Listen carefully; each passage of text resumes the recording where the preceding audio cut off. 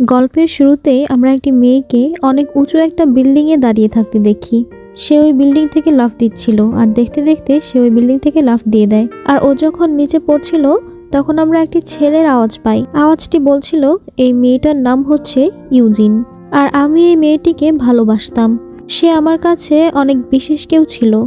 কিন্তু কথায় আছে না, সবারই একটা স্বপ্ন থাকে তার ভালোবাসার মানুষের সাথে কোথাও ঘুরতে যাওয়ার। আমিও গিয়েছিলাম। বাকিটুকু বলার আগে আমি তোমাদেরকে আগে এটা বলে নেই যে আমাদের প্রথম দেখা কিভাবে হয়েছিল।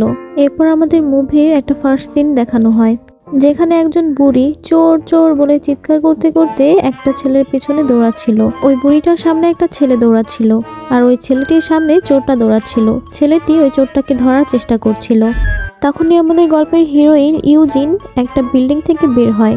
সে যখন ওই বুড়ি মহিলাটাকে দেখে বুঝতে পারে যে ওই মহিলার কোনো কিছু চুরি হয়ে গিয়েছে, সে তখন তার পায়ের স্যান্ডেল খুলে ওই চোরটাকে মারে, কিন্তু সেই স্যান্ডেলটা গিয়ে লাগে আরেকজনের গালে। এরপর সে দৌড়ে গিয়ে তার স্যান্ডেলটা উঠায় আর ওই ছেলেটির পেছনে পেছনে দৌড়াতে শুরু করে। তো ছেলেটা ইউজনকে চিৎকার করে করে বলছিল, আরে তুমি আমার পেছনে দৌড়াচ্ছ কেন? আমি তো চোর না, আমার সামনে যে ছেলেটা দৌড়াচ্ছে সে চোর, আমি চোর না। কিন্তু ইউজন কিছু বুঝতে পারে না। সে ভাবে যে এই ছেলেটাই হয়তো চোর, তাই সেই ছেলেটাকে ধাক্কা মেরে ফেলে দেয় আর তাকে ধরে ফেলে। ছেলেটা বলে, আরে আমি চোর না, চোর অন্য কেউ। কিন্তু আমাদের নায়িকা এটা বিশ্বাস করে না। সে ওই ছেলেটাকে ধরে নিয়ে থানায় নিয়ে যায়। আর এখানে আমরা জানতে পারি যে আমাদের গল্পের নায়িকা একজন পুলিশ। সে ওই থানাতেও ছেলেটাকে ধরে পেটায়। ওই লোকটি বলছিল, আমি চোর না, চোর অন্য কেউ, আমি তো একজন টিচার, কিন্তু আমি চোরটাকে দেখেছি আর আমি চোরটার স্কেচ করতে পারবো। কিন্তু ইউজিন সেটা মানে না। সে দেওয়ালে লাগানো একটা ছবির সাথে লোকটির চেহারার মিল করতে চায়, কিন্তু মিল না হলে সে অনেক রেগে যায়।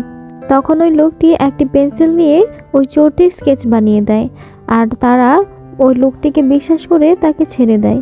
লোকটি যখন চলে যাচ্ছিল তখন একটি ব্যাগ দেখতে পায়, যেটা ছিল ওই মহিলার চুরি করা ব্যাগ। লোকটি ওই ব্যাগটা উঠিয়ে দেখছিল, তখনই পেছন থেকে ইউজিন চলে আসে। তো লোকটির হাতে ওই চুরি করা ব্যাগটা দেখে ইউজিন মনে করে যে এই লোকটি হয়তো সত্যি সত্যি চোর, আর সে এই ব্যাগটিকে এখানে লুকিয়ে রেখেছে চুরির পর। এরপর সে ওই লোকটিকে আবারও অনেক মারধর করে আর সে তাকে থানায় নিয়ে যায়। কিন্তু থানার মধ্যে আমরা দেখতে পাই পুলিশরা অলরেডি ওই চোরটিকে ধরে ফেলেছে।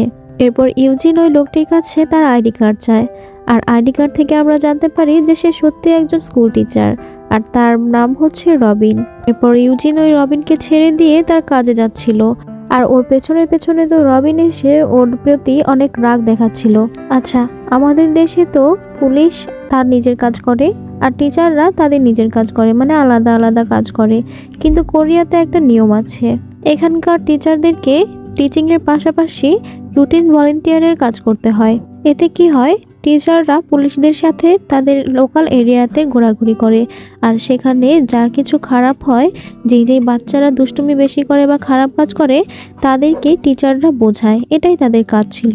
তো আজকে আমাদের রবিনের ডিউটি ছিল, সে পুলিশের থানায় যায়। কিন্তু আজকে থানায় কেউ ছিল না, সবাই যার যার কাজে গিয়েছিল। তো ওই সময় থানায় যে লেডি অফিসারটা ছিল সে রবিনকে বলে, আপনি একটু ওয়েট করুন, একজন অফিসার আমাদের এখনো ফ্রি আছে, আপনি তার সাথে যেতে পারেন। আর ওই অফিসারটা ছিল ইউজিন। ইউজিন এখানে একজনকে এনে বেধড়ক মারধর করছিল। এটা দেখে সে ভয় পেয়ে যায় আর বলে, আমি এর সাথে যেতে পারবো না। কিন্তু ইউজিন ওকে জোর জবরদস্তি করে ধরে নিয়ে যায়। এরপর রবিন আর ইউজিন রাস্তায় হাঁটতে হাঁটতে দেখছিল যে কোথাও কোনো ক্রাইম হয়েছে কিনা। তখনই ওরা একদল ছেলেদেরকে দেখতে পায় যারা বিয়ার মিয়ার খেয়ে রাস্তাতেই সিগারেট ফেলে রেখে যাচ্ছিল। এটা দেখে তো ইউজিনের অনেক রাগ হয়। সে ওই ছেলেদেরকে বলে, আমাদেরকে এই শহরটাকে পরিষ্কার রাখতে হবে, এই ময়লাটাকে এখনই এখান থেকে উঠাও। কিন্তু ওই ছেলেগুলো ওকে আরো উল্টা গালি দিয়ে সামনে চলে যায়। রবিন এগুলো দেখে ইউজিনকে বলে, বাদ দাও, আমরা ওদের স্কুলে গিয়ে কমপ্লেন করব। আসলে রবিন খুব ডরপুক টাইপের ছিল। যেহেতু সে টিচার, সে খুব শান্তশিষ্ট এবং সে কারোর সাথে বাজি ধরতে বা পাঙ্গা নিতে পছন্দ করে না। কিন্তু ইউজিন তো একজন পুলিশ অফিসার, সে অন্যায় দেখলে কিছুতেই মানতে পারে না। তো ইউজিন দৌড়ে গিয়ে ওই ছেলেদেরকে ধরে আর সবগুলোকে মারতে মারতে অনেক মজা দেখায়। তখন ওই ছেলেদের মধ্যে থেকে ওই ছেলেদের লিডার ইউজিনকে বলে, তুমি জানো না আমার বাবাকে, কিন্তু কিছুক্ষণ পরে তুমি নিজে নিজেই জানতে পারবে। তো ওই ছেলের এরকম শাসানো দেখে তো রবিন অনেক ভয় পেয়ে যায়, আর সে মনে মনে বলে, আরে ভাই, আমি এটা কোথায় ফেসে গেলাম। তো এরপর এরা দুইজন যখন সামনে যায় তখন ইউজিনের কাছে একজন লোককে দেখে খুব সন্দেহজনক মনে হয় যে নিশ্চয়ই এই লোক কোনো ঝামেলা করবে। ইউজিন তাই রবিনকে বলে, চলো ওকে ফলো করি। তখন রবিন বলে, আরে না না না, ফলো করব না, আমরা চলো ফিরে যাই। কিন্তু ইউজিন দেখতে পায় সেখানে ব্যাগ অদল বদল হচ্ছে, মানে ড্রাগস অদল বদল হচ্ছে নিশ্চয়। তো এটা দেখে রবিন বুঝতে পারে যে এটা অনেক বড় একটা ঝামেলা, তাই সে চুপি চুপি সেখান থেকে চলে যাচ্ছিল। তখনই ইউজিন তার হাতে আর রবিনের হাতে একটা হাতকড়ি পরিয়ে দেয়, যাতে করে রবিন আর কোথাও যেতে না পারে। এরপর ওরা দুইজন ওই লোকটিকে ফলো করতে থাকে, যেখানে ওরা দেখতে পায় যে লোকটি একটি দেওয়াল টপকে একটা অজানা জায়গায় চলে যাচ্ছে। তাই ইউজিনও ওই দেওয়ালে ওঠার চেষ্টা করছিল। তখন রবিন ওকে হেল্প করে। রবিন নিচে উপর হয়ে বসে পড়ে আর ওরই পিঠে উঠে ইউজিন দেওয়ালের উপর উঠে যায়। এরপর রবিন উপরে উঠে অন্য পাশে চলে যায় আর সে আবারও আগের মতো উপর হয়ে বসে পড়ে। এরপর ইউজিন ওর পিঠে পা রেখে ওই দেওয়াল থেকে নিচে নামে। এরপর ওরা ভিতরে চলে যায় আর সেখানে গিয়ে ওরা বুঝতে পারে যে ভিতরে অনেক লোক রয়েছে। রবিন এখানে একটু ভয় পাচ্ছিল, কিন্তু ইউজিন গেটে এক লাথি মেরে ভেঙে বন্দুক নিয়ে ভিতরে চলে যায়। ভেতরে দুই দলের গ্যাং ছিল। তো পুলিশ আসতে দেখে দুই দলের গ্যাং একে অপরের উপর দোষারোপ করতে থাকে যে তোমরা আমাদেরকে ধোঁকা দিয়েছো, তোমরা পুলিশ ডেকে নিয়েছো। তো এতে করে তাদের দুই দলের মধ্যে গোলাগুলি শুরু হয়ে যায়। আর কিছুক্ষণের মধ্যেই সেখানে অনেক পুলিশ আসে আর এদেরকে ধরে ফেলে।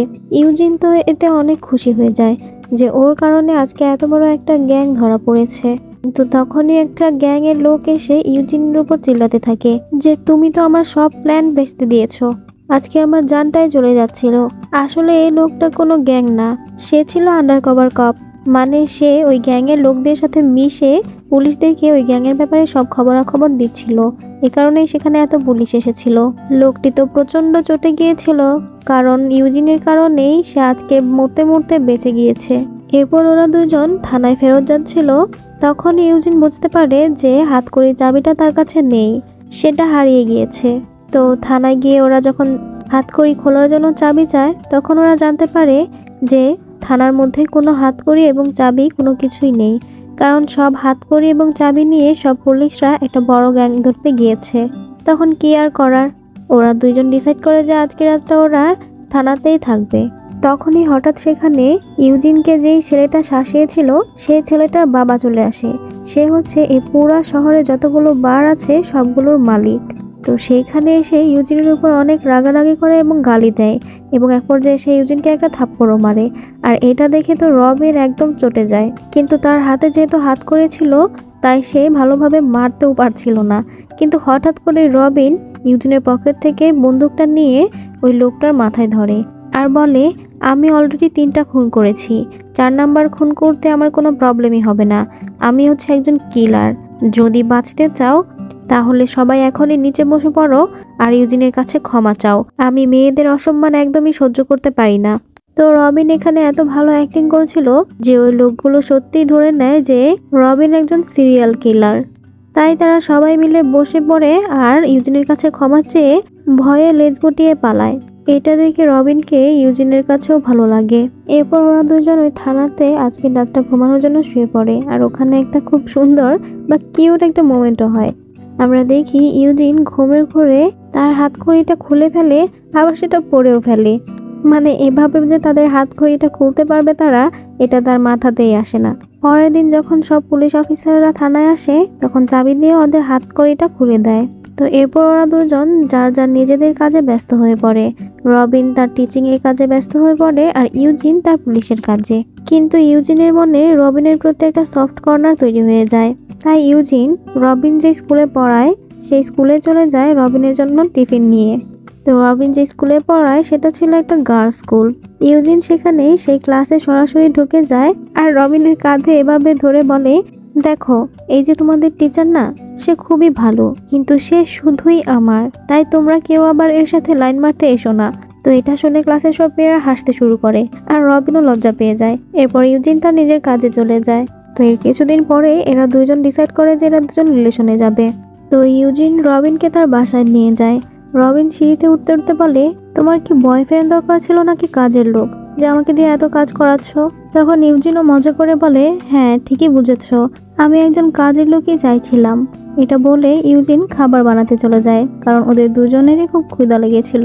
তো ইউজিন খাবার বানাচ্ছিল আর রবিন বসে বসে বোর হচ্ছিল। তাই সে একটা ম্যাগাজিনের পেপার ছিঁড়ে সেটা দিয়ে প্লেন বানিয়ে ইউজিনের দিকে ছুঁড়ে, আর ইউজিনের গায়ে সেটা লাগতেই ইউজিন পেছন ঘুরে তাকে মুচকি হাসে। এই সিনটা কিন্তু মনে রাখবে, কারণ এই সিনটা খুবই ইম্পর্টেন্ট। এরপর রবিন একটা ফটোগ্রাফ দেখতে পায়। সে ইউজিনকে জিজ্ঞাসা করে যে এই মেয়েটি কে।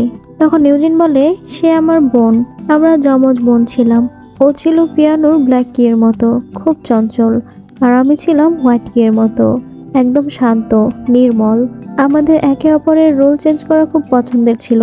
ও কখনো কখনো আমার স্কুলে যেত আর আমি ওর স্কুলে চলে যেতাম। একদিন আমার একটা পিয়ানোর ফাংশন ছিল, অন্যদিকে গ্র্যাজুয়েশনেরও ফটোশ্যুট ছিল, তাই আমি সেখানে যেতে পারিনি। আমার বদলে সে গিয়েছিল, আর সেদিনই তার অ্যাক্সিডেন্ট হয়ে গিয়েছিল, সে মারা গিয়েছিল। তাই না আমি এখন আর কোনো গ্র্যাজুয়েশনে ফটোশ্যুট করি, আর না আমি পিয়ানোর ব্ল্যাক কিগুলো বাজাই। তখন রবিন বলে, আমি একদিন তোমার এই পুরো পিয়ানোটা বাজানো শুনতে চাই। তখন ইউজিন বলে, ঠিক আছে শোনাবো, তবে আজকে নয়। এরপর সিন কাট হয়, আর আমরা দেখি ওরা দুজন পরের দিন কারে করে পাহাড়ে ঘুরতে যায়। রবিন আসলে সেখানে ইউজিনকে তার দাদির সাথে দেখা করতে নিয়ে যাচ্ছিল। তো ওরা দুইজন পাহাড়ের সেই নির্মল বাতাস উপভোগ করছিল। তখন রবিন ইউজিনকে জিজ্ঞাসা করে, ইউজিন তুমি কি চাও? তখন ইউজিন বলে, আমি তো শুধুমাত্র খুশি থাকতে চাই, আর তুমি কি চাও? তখন রবিন বলে, আমি চাই আমি মরার পরে বাতাস হয়ে যাব, আর বাতাস হয়ে তোমার আশেপাশে সারা জীবন থাকবো। এরপর ওরা দুইজন রবিনের দাদিমার বাসায় পৌঁছে যায়, আর রাতে তারা সেখানেই থেকে যায়। তো ইউজিন বলে, আমি খুব বোর হচ্ছি, আমাকে একটা গল্প শোনাও। তখন রবিন ওকে একটা গল্প শোনায় যে একবার একটা রাজকুমারী ছিল। সে চাইতো যে সে যাকে ভালোবেসে বিয়ে করবে সে যেন তার সাথে পিঙ্কি প্রমিস করে, মানে তাদের দুইজনের কনিষ্ঠ আঙ্গুল একসাথে মুড়িয়ে একটা প্রমিস করতে হবে, তাহলেই সে বিয়ে করবে। তো এভাবে অনেক রাজকুমার আসে তাকে বিয়ে করতে। সে প্রত্যেকটা রাজকুমারের সামনে তার নিজের কনিষ্ঠ আঙ্গুলটা তুলে ধরে, কিন্তু কেউ কিছু বুঝতে পারে না। কেউ তার আঙুলে আংটি পরিয়ে দেয়, তো কেউ তার আঙুলে কিস করে। কিন্তু একদিন এক রাজকুমার এসে তার ওই কনিষ্ঠ আঙ্গুলের সাথে ওই রাজকুমারের কনিষ্ঠ আঙ্গুল দিয়ে পিঙ্কি প্রমিস করে। তখনই রাজকুমারী ডিসাইড করে নেয় যে এই রাজকুমারকেই সে বিয়ে করবে। কিন্তু কিছুদিনের মধ্যে ওই রাজকুমারকে যুদ্ধের জন্য চলে যেতে হয়, আর চলে যাওয়ার 4 বছর হয়ে গেলে ওই রাজকুমার ফিরে আসে না। তো 4 বছর হয়ে যাওয়ার কারণে সবাই ভেবে নেয় যে ওই রাজকুমার হয়তো যুদ্ধে মারা গিয়েছে। এতে রাজকুমারী অনেক হতাশ হয়ে পড়ে এবং ভেঙে পড়ে। কিন্তু রাজাবিহীন রাজ্যের প্রজারাও অনেক অতিষ্ঠ হয়ে পড়েছিল এবং বিরক্ত হয়ে পড়েছিল। তাই রাজকুমারী আবারও তার স্বয়ংবরের আয়োজন করেছিল, আর সেখানে অনেক মানুষ এসেছিল।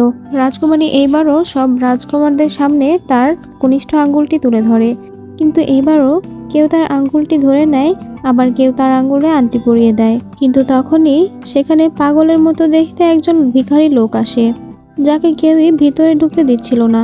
কিন্তু এই কথা যখন রাজকুমারী জানতে পারে, তখন সে বলে, ধনী গরিব যে কেউই আসতে পারে, তাকে আসতে দাও।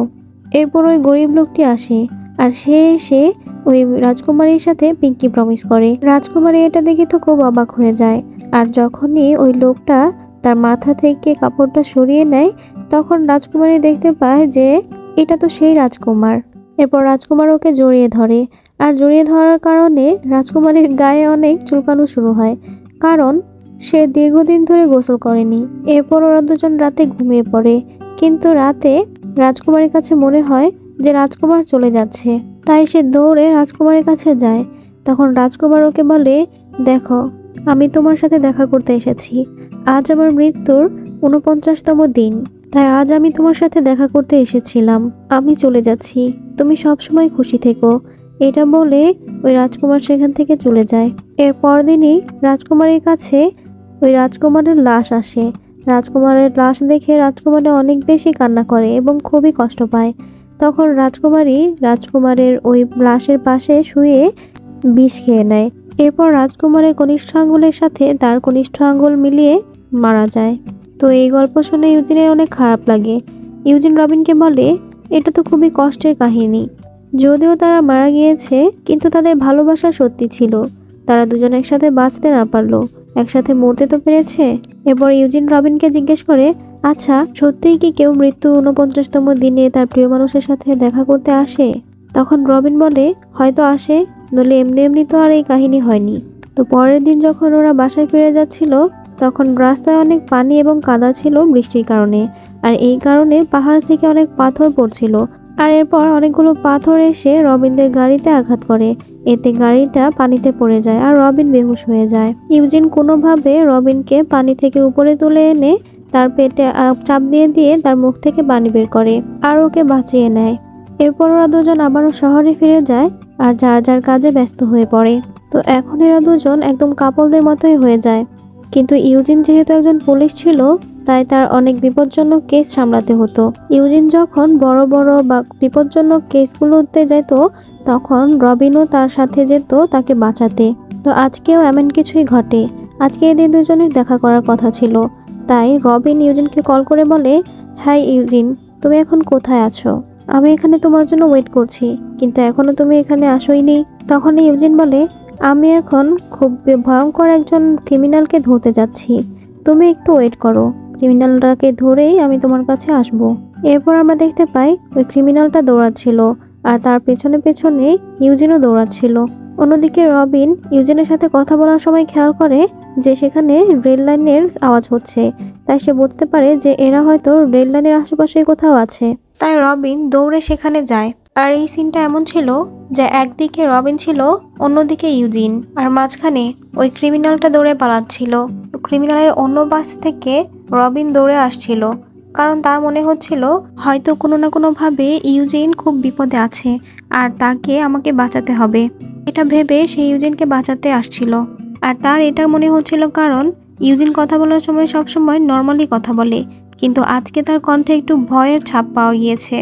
তাই রবিন দুশ্চিন্তায় পড়েছিল আর ইউজিনকে বাঁচাতে এসেছিল। তো এভাবে দৌড়াতে দৌড়াতে এমন একটা সিন আসে যেখানে রবিন ওই ক্রিমিনালটার আশেপাশেই চলে যায় আর ক্রিমিনালটার পেছন থেকে অন্য একজন পুলিশ ক্রিমিনালটাকে গুলি করে দেয়, কিন্তু সেই গুলি গিয়ে লাগে রবিনের গায়ে আর রবিন সেখানেই পড়ে যায়। তখনই ইউজিন রবিনকে দেখতে পায় আর এটা দেখে সে খুব ভয় পেয়ে যায় আর দৌড়ে রবিনের কাছে এসে রবিনকে তার কোলে বসিয়ে নেয়। সে অন্য পুলিশদেরকে কল করে বলে তাড়াতাড়ি অ্যাম্বুলেন্স নিয়ে আসো, আর সে অনেক বেশি কান্না করতে থাকে সেখানে। এরপর কিছুক্ষণ পরেই সেখানে অ্যাম্বুলেন্স চলে আসে। এরপর রবিনকে হাসপাতালে নিয়ে যাওয়া হয়, যেখানে তারা জানতে পারে যে রবিন মারা গিয়েছে। ইউজিন এই ব্যাপারটা মেনে নিতে পারে না। সে তখন তার গানটা বের করে তার মাথায় ধরে সুইসাইড করার চেষ্টা করে। তখন ওখানে থাকা পুলিশগুলো ওকে সামলে নেয়। কিন্তু পরের দিন ইউজিন বিষ খেয়ে রবিনের পাশে শুয়ে পড়ে, ঠিক সেভাবে যেভাবে ওই গল্পে রাজকুমারের আঙুলের সাথে আঙুল মিলিয়ে শুয়েছিল। তো এখানে ডক্টররা টের পেয়ে যায় আর ইউজিনকে ওয়াশ করানো হয় এবং ওকে বাঁচানো হয়। এরপর ইউজিন একটা ছাদের উপর চলে যায় সুইসাইড করার জন্য। সেখানে ইউজিন ছাদ থেকে লাফ দিচ্ছিল, তখনই সেখানে দুইটা ছেলে আসে। সেখানকার একটা ছেলে ইউজিনকে বলে, আপু, ও আপু। ইউজিন বলে, কি চাই? ছেলেটা বলে, তুমি তো মরেই যাচ্ছ, মরার আগে তোমার কাছে যে টাকা পয়সা আছে সেগুলো আমাদেরকে দিয়ে দাও না। ইউজিন বলে, আমার কাছে এখন কোনো টাকা পয়সা নেই, এখানে আমি মরতে যাচ্ছি আর তোমরা টাকা পয়সা নিয়ে পড়ে আছো। তখন ছেলেটা বলে, তুমি তো মরেই যাচ্ছ, ওই টাকা পয়সা দিয়ে করবে কি বলো, আমাদেরকে দিয়ে দাও। তখন অন্য ছেলেটা বলে, আপু তুমি তো মারাই যাচ্ছ তাই না, তাহলে একটা কাজ করো, তুমি তো দেখতে অনেক সুন্দরী, আমরা জীবনে কখনো কারোর সাথে কোনো কিছু করিনি, তুমি অন্তত আমাদেরকে একটা কিসি দিয়ে দাও। লাইক সিরিয়াসলি, এইখানে একটা মেয়ে সুইসাইড করতে যাচ্ছে আর এই মুহূর্তে ওদের মাথায় এগুলা চলে না। ছেলেগুলো মনে হয় এরকমই। যাই হোক, এই কথা শোনার পর তো আমাদের ইউজিনের মেজাজ অনেক খারাপ হয়ে যায়। তাই সে রেলিং পার হয়ে ওই ছেলেদেরকে পিছু করে ছেলে দুইটাকে ধরে সেই রকম উত্তম মধ্যম দেয়। মার খাওয়ার পর ছেলেগুলো বলে, আমাদেরকে ক্ষমা করে দাও আপু, আসলে আমরা বাড়ি থেকে বের হয়ে এসেছি, ভেবেছিলাম অনেক টাকা কামাবো, আর পড়ালেখা করতে হবে না। তখন ইউজিন ওদেরকে জিজ্ঞাসা করে, কিছু আছে তোমাদের কাছে, কিছু খেয়েছো তোমরা? তখন ওই ছেলেগুলো বলে যে না, আমরা কিছু খাইনি। এরপর ইউজিন ওদের দুজনকে বসিয়ে খাবার খাওয়ায় আর ওদের দুজনকে কিছু টাকা দিয়ে বলে, এবার তোমরা চুপচাপ নিজেদের বাড়ি ফিরে যাও। এরপর ইউজিন অন্য একটা বিল্ডিং এর ছাদে আসে লাফ দেওয়ার জন্য। আর এখন আমরা ওই সিনটাই দেখতে পারি যে সিনটা আমরা এই গল্পের শুরুতে দেখেছিলাম। আর এখন ইউজিন এই ছাদ থেকে লাফ দিয়েই দেয়। তো লাফ দেওয়ার কারণে ও নিচে পড়ছিল, কিন্তু নিচে একটা মেলা হচ্ছিল যেখান থেকে অনেক লোক একসাথে অনেকগুলো বেলুন ছাড়ে উপরের দিকে। তো সেখান থেকে একটা বেলুন অনেক বড় ছিল, যে বেলুনটার উপর গিয়ে পড়ে ইউজিন, যে কারণে ইউজিন বেঁচে যায়। আর ওই বেলুন থেকে ইউজিন পড়ে অন্য একটা বাসার ছাদে। তো এরপর থেকে আর ইউজিন মৃত্যুর কথা চিন্তা করে না। এরপর সে তার কাজ করতে থাকে এবং আগের চেয়ে অনেক ভালোভাবে কাজ করতে থাকে। ইউজিন এখন পুরোপুরি বদলে গিয়েছে। আগে সে একটু ভয় পেলেও এখন সে কোনো ভয় পায় না। এখন সে নিজে থেকে ইচ্ছা করে বিপজ্জনক কাজগুলো নেয়, বিপজ্জনক কেসগুলোতে যায়, যাতে করে কোনো এক অ্যাকশনে তার গায়ে গুলি লাগে আর সে মারা যায়, কারণ সে আর বাঁচতে চায় না। তার জীবনের প্রতি সব মায়া চলে গিয়েছে। এরপর আমরা দেখি একদিন একটা ক্রিমিনাল কারে করে পালাচ্ছিল আর কেউ ওকে ধরতে পারছিল না। তখনই ওই গাড়ির সামনে ইউজিন চলে আসে আর ওর গাড়িতে গুলি চালানো শুরু করে। একটা গুলি ওই গাড়ির টায়ারে গিয়ে লাগে, এতে গাড়ি তার ব্যালেন্স হারিয়ে ফেলে আর ইউজিনের একদম কাছ ঘেঁষে চলে যায়। সবাই এটা দেখে ভয় পেয়েছিল, তাই সবাই ওই গাড়ি থেকে দূরে সরে যায়, কারণ ওই গাড়ি থেকে পেট্রোল লিক হচ্ছিল আর ওই গাড়িতে আগুনও লেগে গিয়েছিল। কিন্তু ইউজিন একটুও ভয় পায় না। সে ওই গাড়ির কাছে গিয়ে ওই ক্রিমিনালটাকে বের করে টেনে হিঁচড়ে নিয়ে আসতে থাকে আর পা দিয়ে ওই ক্রিমিনালটাকে চেপে ধরে। আর তখনই পেছনে ওই গাড়িটা ব্লাস্ট হয়ে যায়। সবাই ভয় পেয়ে নিচু হয়ে যায়, কিন্তু ইউজিন ভয় পায় না। সে একদম বীরের মতো সেখানে দাঁড়িয়ে থাকে, কারণ তার এখন আর মৃত্যু ভয় নেই। এরপর অন্য সিনে আমরা দেখি ইউজিন একটা ক্রিমিনালের পিছু করছিল। ও এখানে খবর পেয়েছিল যে একটা শপিং মলের নিচে ওই ক্রিমিনালটা একটা বাচ্চাকে কিডন্যাপ করে নিয়েছে। তো ইউজিন এখানে দৌড়াতে দৌড়াতে ওই ক্রিমিনালটার পিছনে যায় তাকে ধরার জন্য, কিন্তু এখানে ওই ক্রিমিনালটা বাচ্চাটাকে রোডের দিকে ঠেলে দেয়। ইউজিন যখন বাচ্চাটাকে বাঁচানোর জন্য দৌড়ায়, তখন ওই ক্রিমিনালটা ইউজিনকে গুলি করে দেয়। আর যখন ওই ক্রিমিনাল লিফট দিয়ে চলে যাচ্ছিল, তখন অন্য একজন পুলিশ এসে ওই ক্রিমিনালটাকে গুলি করে মেরে ফেলে। অন্যদিকে ইউজিনকে নিয়ে যাওয়া হয় হসপিটালে। এখানে হসপিটালে ওর অনেক চিকিৎসা হচ্ছিল, ওর ভিতর থেকে গুলি বের করে আনা হয় আর ওর জীবনও বেঁচে যায়। কিন্তু তারপরেও ও অনেক লম্বা একটা সময় হসপিটালেই রয়ে যায়, হসপিটালাইজ হয়ে। এরপর একদিন ও একটা স্বপ্ন দেখে যে ও রাস্তায় কোথাও একটা যাচ্ছিল।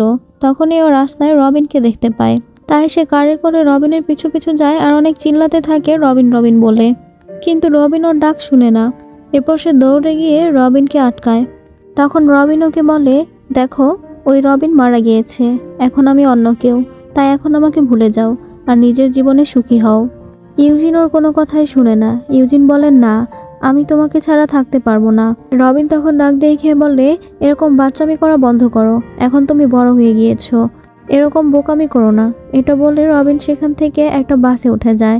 আর তখন ইউজিন ওই বাসের পেছনে দৌড়াতে দৌড়াতে অনেক কান্না করতে থাকে। আর তখন ইউজিনের হঠাৎ করে ঘুম ভেঙে যায় বা হুঁশ ফিরে আসে। সে নিজেকে হসপিটালে দেখতে পায় আর উঠে দেখে যে আজকে কত তারিখ। আর তারিখ দেখে ইউজিন বুঝতে পারে যে আজকে রবিনের মৃত্যুর 49তম দিন। রবিন যে গল্প বলেছিল, সেই গল্পে রাজকুমার তার মৃত্যুর 49তম দিনে রাজকুমারীর সাথে দেখা করতে এসেছিল। তাই ইউজিন বুঝে যায় যে গল্পটা যদি সত্যি হয়, তাহলে আজকে রবিন তার সাথে নিশ্চয়ই দেখা করতে আসবে।